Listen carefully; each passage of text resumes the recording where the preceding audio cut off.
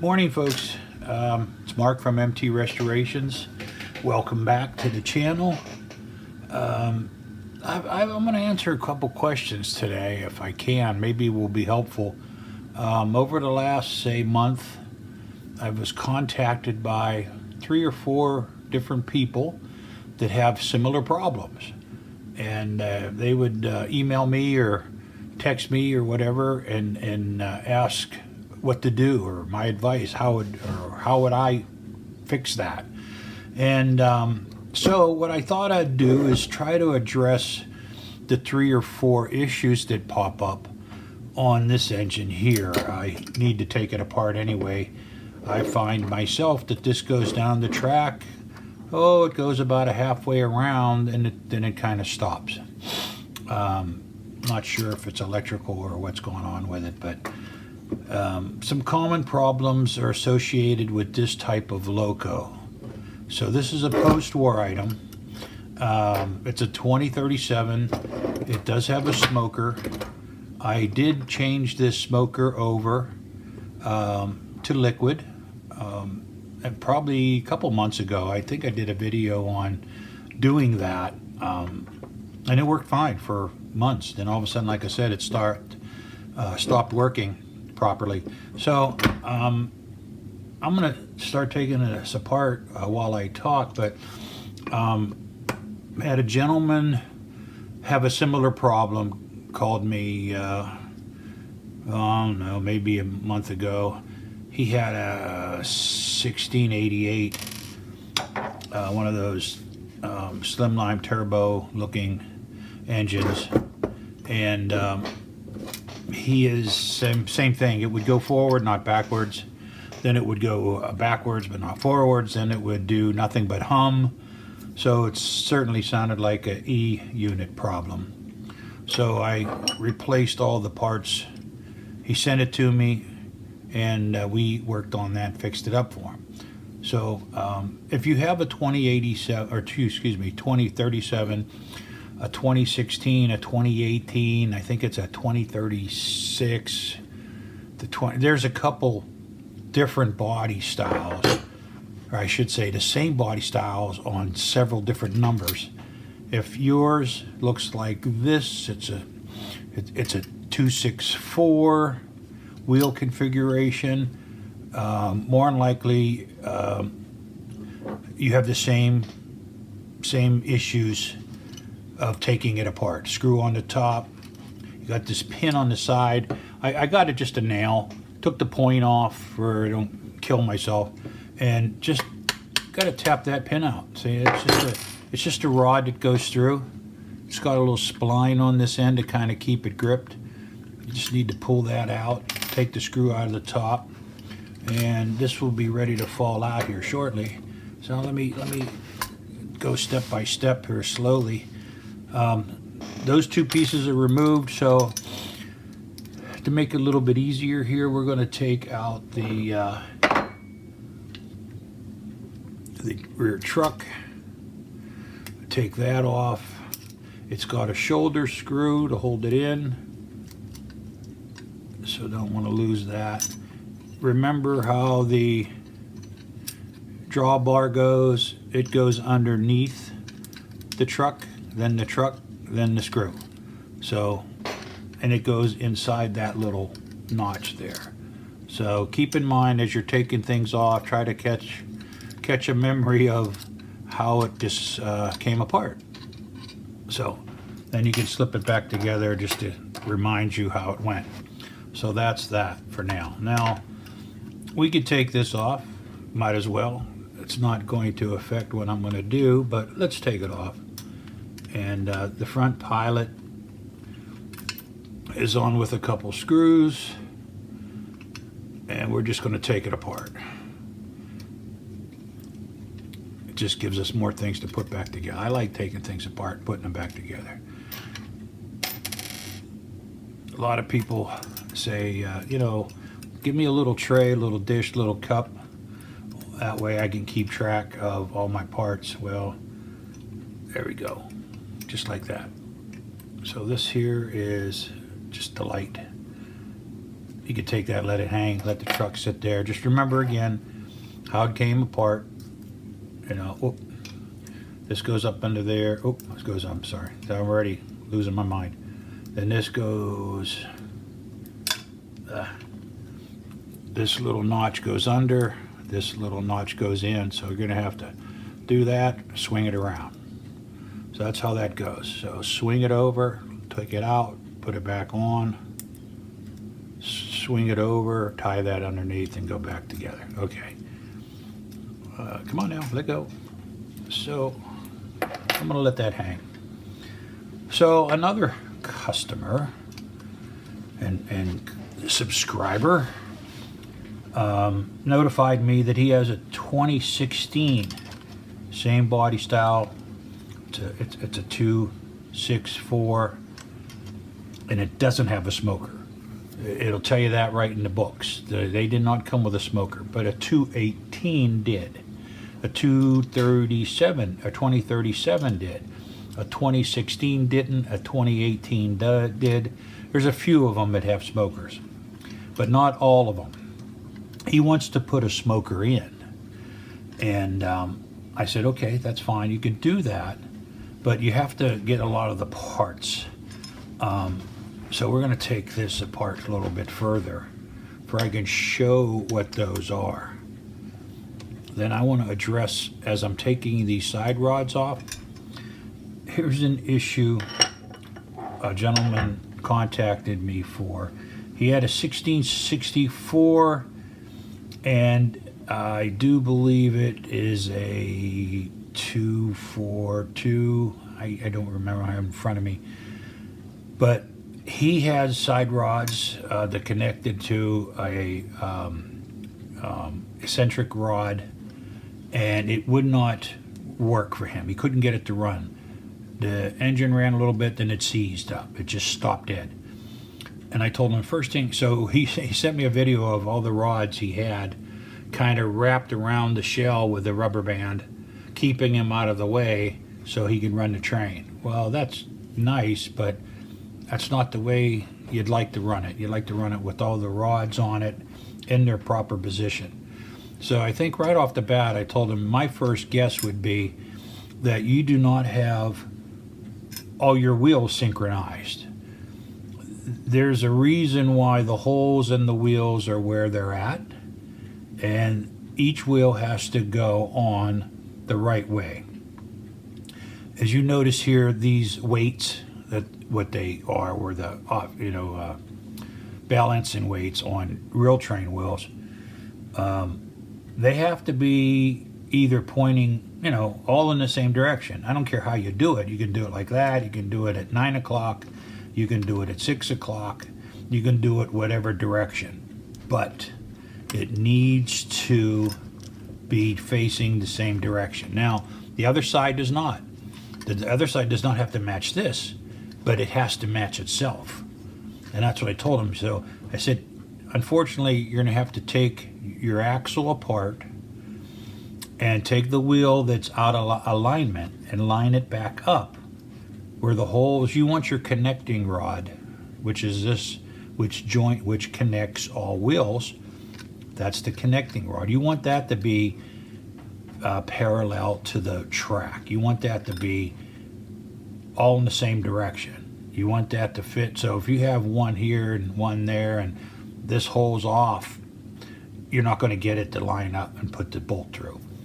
So he went through that trouble, and he got it done, and he was able to put the rods back together, and it ran.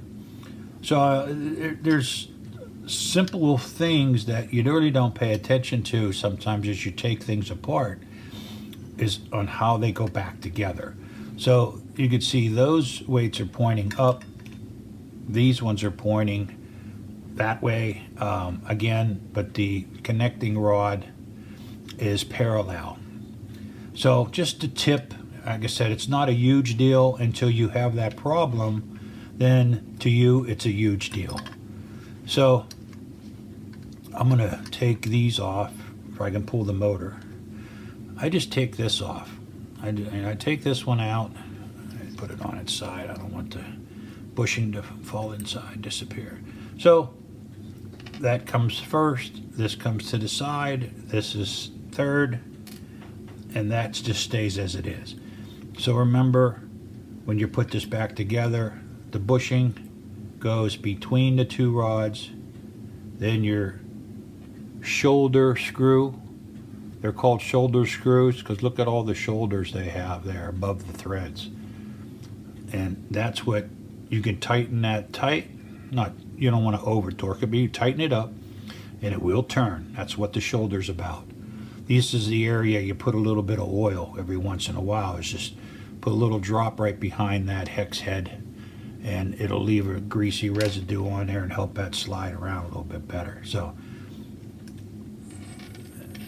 that's on this side rod. Okay, so this one, I just move it out of the way as I work. I don't need to take this one all apart, but I can take it off. You see how it slides on?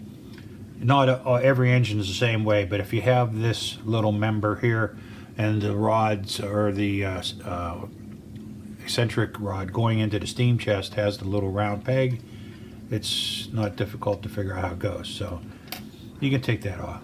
Then I'm going to flip it over, take this one out same way. Turn a little bit more.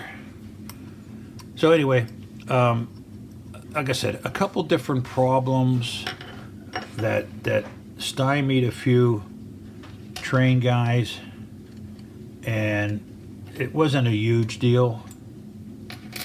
But like I said, when it's not working for you, it's a problem. So I'm going to take a look and see here what we might have. I'm going to have to take these. Oh, I forgot. Yeah. I'm going to take this off. If I can lift the steam unit out or the smoke unit out. I want to show what's involved on taking the there we go. What's involved with taking the steam chest out and putting a smoker in.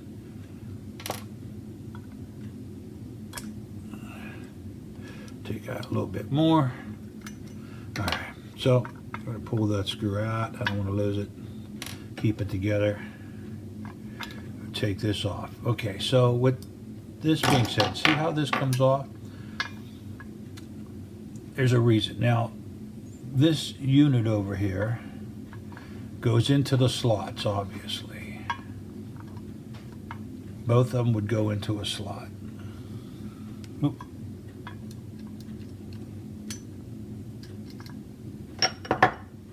And this is the paddle. It's all one unit. It's all one piece. And that's what goes and makes the puffer. This goes up and down. It makes the puffing of the smoke when the smoke is made by the element. And the shell of this unit, I don't know if you can see here, has two notches here. And that's where the bar sets. So this piece is needed. And then the rest of the smoker is needed, which is mounted, that part's mounted to the chassis.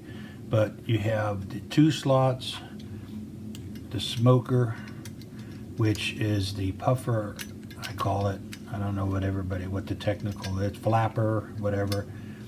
But you got to make sure you have the right parts. It's just not a matter of putting in an element because you don't have, and like example, a 2016 does not have these parts.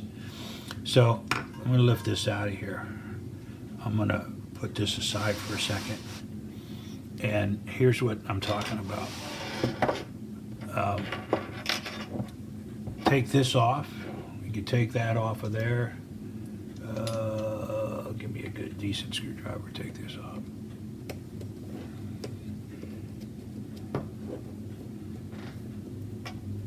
Okay, so one screw holds that bracket on. So to get a smoker into a 216 or no, I keep saying 216. I forget the zero. The 2016 or the 2018 or the 2037 or any of the models that come with the smoker, it should have a hole on the side that's threaded. If not, you'll have to put one in. But I would think if you have the right chassis from the factory that comes with the smoker or without the smoker even, I would think there'd be a hole there. But that's not always the case. So anyway, you can see where it goes. And this is what mounts this. So what I did when I changed this and converted it over, I took this black cap comes out, and there's parts to a smoker. Let me grab those. So let me see where we got these smoker parts. Let me find those real quick. There we go. So anyway, I don't know if you can see all that, but these are the parts that come with the liquid smoker kit. You get the element, the sleeve that goes over top of the element, and the little Pac-Man cushion that goes underneath, and so on. But you can see in my world, I got some of these parts, but they're not all automatically the same. You can see the difference here. Let's see what else I have. This one does not have the bar. It could have a bar attached. I don't remember what model this is from. There's another smoker mount. It goes on the front, down on the bottom as such. Again, another different smoker. Here's a different one with a different flapper. This gets hit every time. This pivots on a bar every time the steam chest gets hit. I mean, there's so many different ones.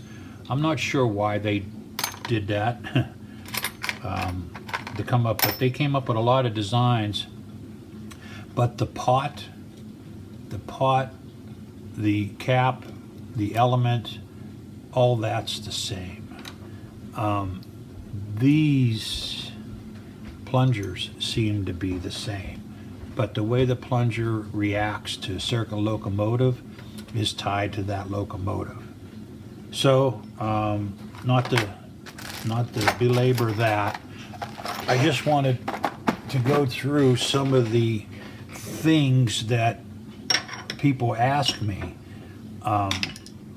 all the time. You know, I'd like to change mine to a smoker. I don't have a smoker. How do I put a smoker in? Well, the engine you have, first of all, has to have the ability to have a smoker. Fortunately, the gentleman who called about, or I spoke to with the 2016, a 2018, which has the same body style as this 2037, and the wheel configuration, the chassis, so on and so forth, should have the room. I say should have the room. I don't have a one handy. I'm sure, I think I have a 2018 with the smoker, and I have this 2037 with a smoker, so I'm assuming that the chassis, motor, wheel configuration, everything the same, and you should have the space up front. You should have the space here for the mechanism, and it's not that difficult, as you can see, of a bracket. But I don't believe they're sold. Now, let me grab my book here. If you have this book, it's a wealth of knowledge. I recommend, if you're going to work on trains at all, try to find one of these. I have two. I have the hard cover, plus I got the soft cover. They're slightly different, but I'd say probably 90%, 95% the same inside. But anyway, I use this one down here in the shop the most. So it's real easy to reference and look up. I'm going to put this back over here before I don't start losing the parts myself. But let's go real quick into the front of the book here. Okay, so 2037 is what this is. You could see. The 2037 is on page 140. Let me see what a 2016. Here's 2016 is on 147. Why is that? Because they're the same. They'll show you one page, maybe perhaps one of the numbers, usually, they'll show the diagrams of the whole thing for one engine, and they'll mark down what numbers that's associated with that. So let's go to page 147. Almost there. What a lucky grab. Okay, so 147. You can see here. Now this is the 2036, the 2026, and the 2037 have the same configuration inside. Let's go, let's see if the front, let me see if it listed a 2018. 2018 is also, see what it says for a 2018? See 2026. See what it says for a 2016? See 2026. All on the same page. You go to 147, you don't have to see your number here, but you'll see a reference star, because there's several. These three plus these two or three have the ability to take up the same space in the shell to have a smoker or not to have a smoker. So the 2018 and the 2016 is also looks like this. So let's see if we can break it down to where it shows smoker parts. All right, so 2026, 20. Okay, so here's the parts I just showed everybody. Here is the bracket with the pot on it. Shows the screw going in one side, on the other side there. And here's the little mechanism with the bend.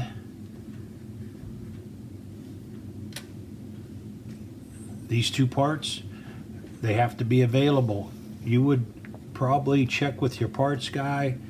I deal with the TrainTender.com. He goes by TTender.com, just like a locomotive tender, TENDER. So it's TTender, all one word, .com, TTender.com. And go to his website.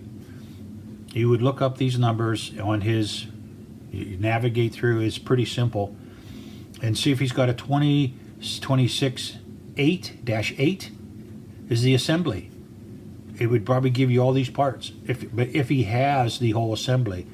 If not, you'd have to try to get the gasket by itself, which is it goes above the stack, which touches the underside of the body. But I took that out because I don't deal with the pill anymore, the little powder. I deal with the liquid. So, but the 2026-8 is this whole assembly. That's what it was when they printed the book. Are they available anymore? I doubt it. You might be able to get some of the pieces. Here's some parts right here. The smoke leveler and piston assembly, which is this part. That is a 2026-68, for example. So again, I don't want to go through the whole book and spend a lot of time on it, but there's books available. This is a good one for post-war. It's got a lot of information on just about every engine, every car, anything that has a function, anything that has moving parts, or it's motorized, or it's a mechanism, is in this book. I have smoke units here. It tells you all the smoke unit parts and what they go with. I have E-unit section. It has all the big parts and so on about E-units. Locomotive parts, bulbs, what trucks are on what. So, like I said, I have these tabbed. I'm in this book a lot. So anyway, a good book. Back to this. So I had another fella ask me a while back, I got something wrong with my engine. It won't go, won't move. I can't spin the wheels. It's locked up. It'll move a little bit, go one way, then it locks up, then it. So I said, you know, is it a magnet traction? He said, I don't know what that is. What's a magnet traction? So magnet traction, LIONEL magnetized either the axles or a wheel to help it stick to the track and give it traction. Pulling a lot of engines, these wheels spin, so they put just enough magnetism on them to keep the wheels from spinning and give you traction. So what we discovered, I said, you know what you need to do? Turn it over. You got to go up inside and look around in the gears, look behind the wheels, look everywhere, and make sure there's no foreign objects. Being a magnet traveling around a track, you wouldn't believe how many metal parts this will pick up.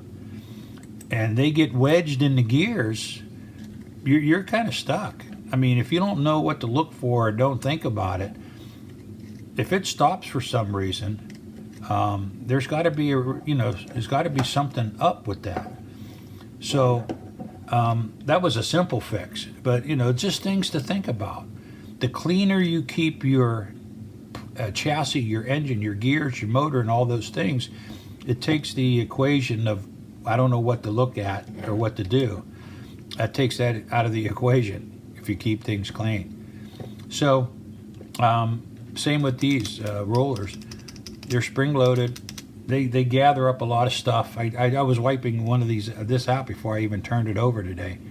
I mean, just look at the stuff that's up in there and all over the place. It just, with the oil from the motor and the stuff on the track, just this grease sticks, everything sticks to it.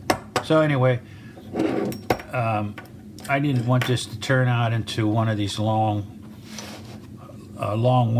discussions, but again, so many people contact me and say, I'm going to throw it away because it don't work anymore. So wait a minute, before you do that, what don't it work about it?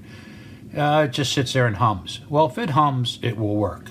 If you turn on the power and you get a noise, the engine's fine. Everything, I mean, it's hard to burn these out, believe me. You probably could if you put too many volts to it, plug it into a wall directly, that would definitely do it. But if it makes noise, it's going to work.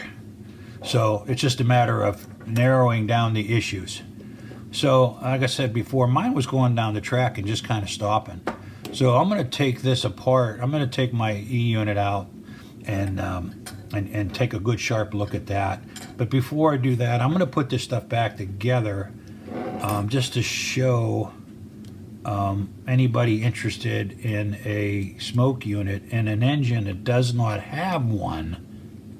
I mean, converting from smoke to liquid, that's easy. I mean, that's a piece of cake, actually. It's the smokers that don't exist in an engine that is the tough part, only because of the parts.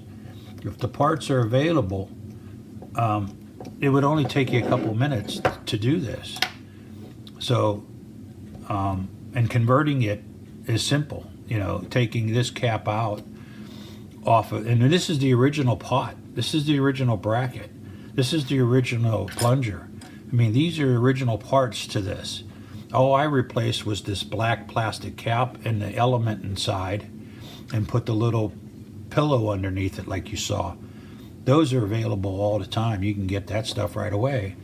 And you have a hot side that you connect, which is the existing hot side from the original smoker. And then I took the ground wire and soldered it right there. I cleaned off a spot on this bracket with my Dremel tool, made it nice and clean for I can get a good bond with my solder, and I just grounded it right there. It smokes like a demon, I tell you. It smokes like a dumpster fire. So I don't know if I answered anybody's questions. Maybe I did, maybe I didn't. But again, I just wanted to let you know there's so many easy solutions to problems. I don't want anybody to get discouraged and say, well, I'm not going to do that. I'm not going to deal with that. It's no good. I'm going to throw it out, or something like that. I mean, you don't need to do that. So I'm going to go offline real quick. I'm going to take my E-unit out, see what I find. Then I'll pop back on the camera and put this back together for people can see how to reassemble this stuff.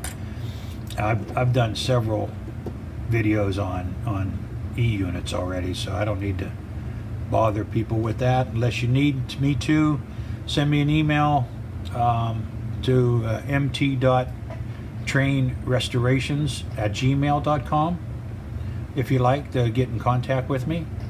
And if you email me there, I can answer you back very easily. We can swap pictures out or videos or whatever. I'll send you my number. If you want to call me or text me, it don't matter. That's fine. But if you just comment below of the YouTube video, I see those comments, but I can't answer them back as easy. I'd have to post a comment right there, which I can do. But like I said, when they start to get too long of a comment, it's not good. People get tired of reading them. So anyway, I'm gonna buzz off real quick here, then I'll be back on. Give me a few minutes. Thanks for listening.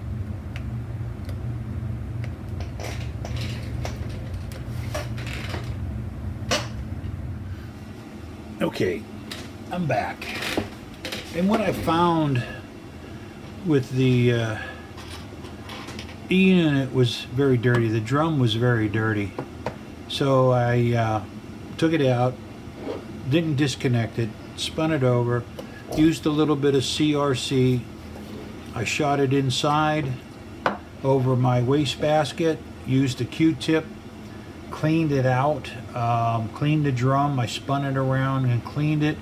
Works fine now. So I thought it was just because of dirt and use. I've been using this for a while and didn't clean it as I should have. So what we're going to do, we're going to pop this back in and see what we can get. Pot that over there.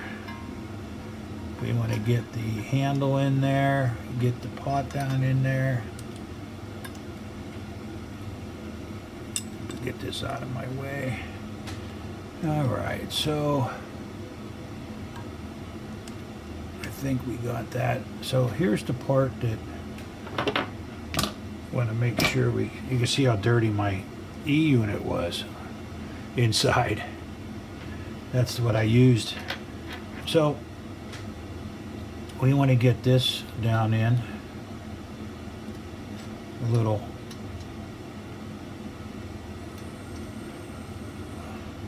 And we want to get these little bars through the slots, and these little guys right here hold down the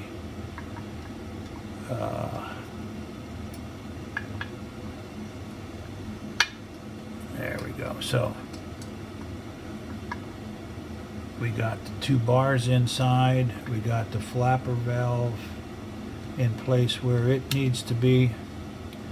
These two long screws is what I remember. Going, whoop. Come on here. Come on back here. I don't want to turn you over.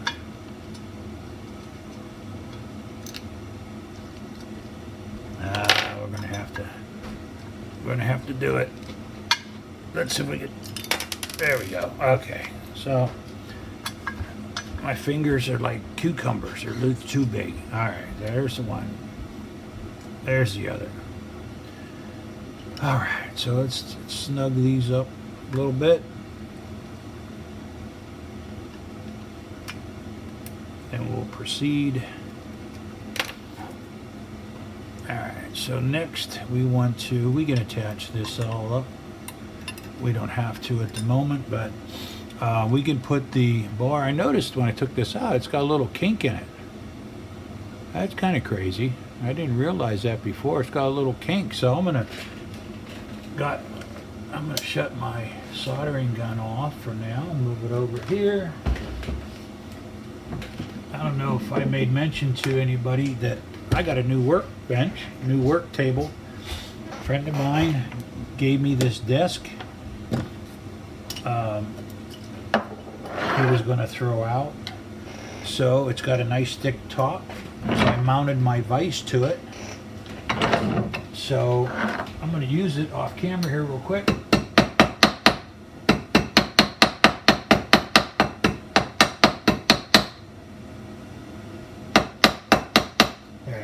Pretty good. That's better than it was. So we're going to put this back in. And I do believe you can see in there, there's little furrows to match up with this. So I'm going to put this in this way. And it goes right through there, slips right through here. There's another notch on that side, goes all the way through. And I'm just going to tap that in. Line it up with the hole on the other side. Check out, see if it's going through. It looks like it's going into the right hole. There. It don't have to go all the way. It's through about halfway, so that's good for now. So I'm going to squeeze that in a little bit. Let's see if we can remember how all this goes.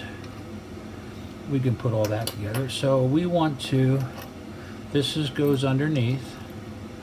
So if you remember how we did that, I'm going to make sure we get the wire up out of the way, but hook this on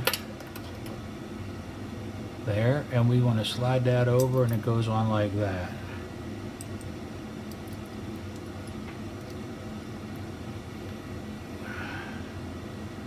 And the light bulb goes up in front of the smoker, and get the wire in a good place where it's not in the way.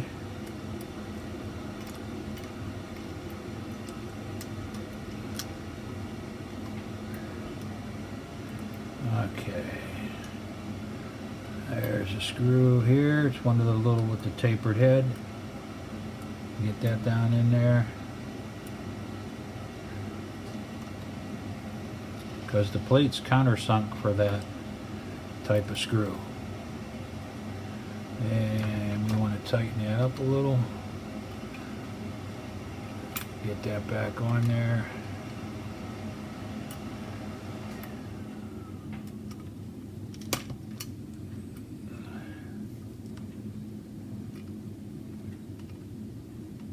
Get this one. Oh, it's the only problem with using magnetic screwdrivers.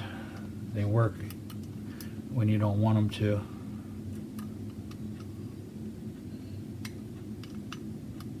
There we go. Okay, so that one's going in there pretty nice.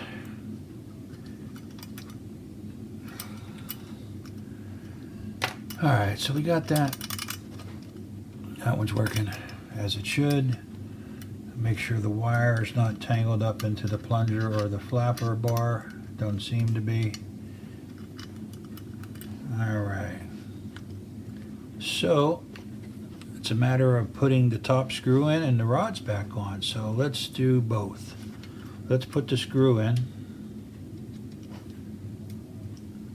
And the top, that'll draw the motor up a little bit tighter up to the top. You can see down in the stack. You can see down in the stack, I think. You can see the element. We're going to see if we can get these rods back on. This one goes on this side. This slides onto that bar. You can see how it's got a notch for that bar. Slides on there, goes into the hole. And if you remember, we want to do bushing, bar, shoulder screw.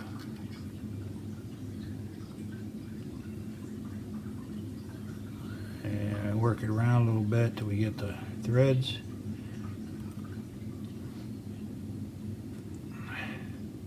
See, that's the nice part about having to work on these without taking the connecting rod off.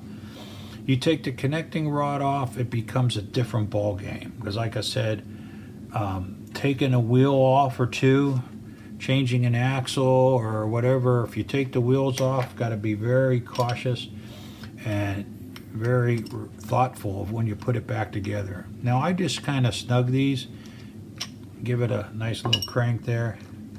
That's one side. The other side, find the notch. We're going to slide it on that bar, the round part into the steam chest, bushing, rod, then shoulder screw.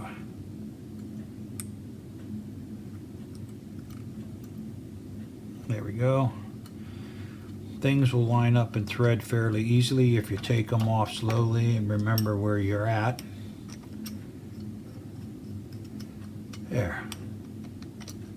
There, that's not so bad. Okay, so screws in, the pins in.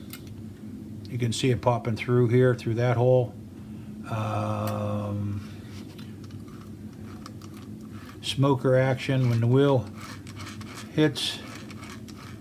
Let's see here. I'll make sure we got that in there correctly. Make sure this wire's out of the way here a little bit.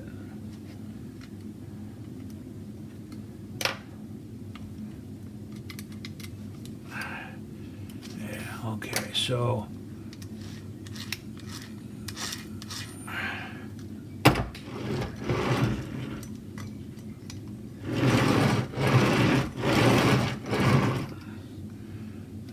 go.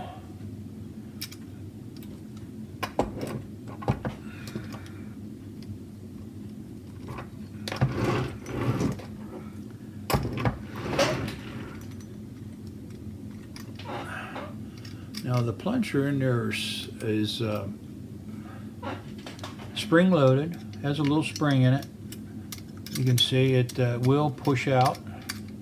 It's a lot of gravity also works with it.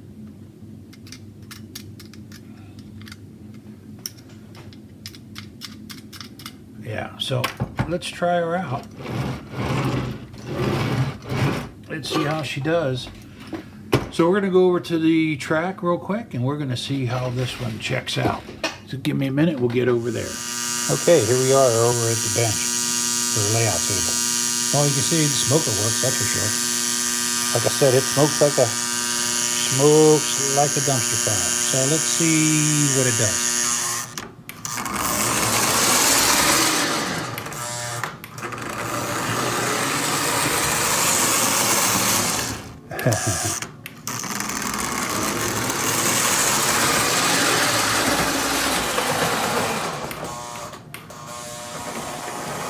Seems to be shifting back to normal. So that worked out real well. Like I said, as long as it's got a fair amount of power to it, if you want to test your smoker, you'll see smoke come out. And if you just give it a little push, you'll see the puffer puffing. So, very successful. All right, I'm going to take it back over, put the rear trucks on it. I think we can button this one up. See you. Okay, so here we are back at the table. The test run worked good. So what we're going to do is put the rear truck back on. So if you remember how that goes, we can do that, that, and that. Well, actually, I'll do it this way. It'd be better that way. And we want to make sure we get this through here first. Set that down in and line up both of the holes the best you can. It's like you need 3 hands to do that, but we'll get it. Got the shoulder screw. Let's see how close we are lined up here. There, that looks better to me. Now, if I don't lose this down in there 2 or 3 times, we'll be okay. There we go. I think we got it in there. Oh yeah. What do you think of that? Lucky try, first time. All right, snug that up because it is a shoulder screw. And so that's on, and that's it. I am going to hook it up to the track, to a tender, and we're going to pull some cars and see how good she smokes. So, who doesn't like to see a train run, huh? All right, I'm going back over to the table. Okay, here we go. I got it hooked up to a Pennsylvania tender. I do believe it, give it some power here. Let's see what happens. Yeah, that tender's ready to go. Give it some power here. Oh, it's starting to smoke already. Let's see what happens when we get her around the corner and Give her some time to get hot.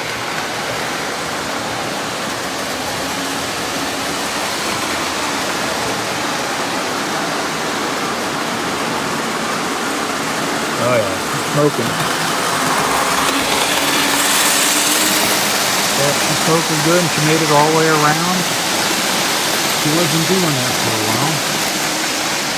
She was having difficulty making it halfway without stopping. So cleaning out the drum unit, which took a couple minutes, and hopefully everything I was talking about helped somebody, helped a few folks, and that's it. Running pretty good.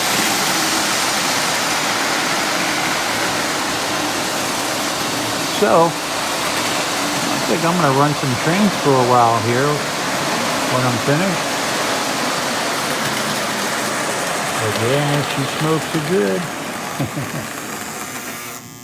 So thanks everybody for staying with me. It's kind of a long video just to get to where I got. So MT.TrainRestorations @gmail.com. Send me an email. Let me know what your thoughts are. If you have any issues or problems or questions, please send them to me. I'll help you any way I can. So until next time, bye-bye.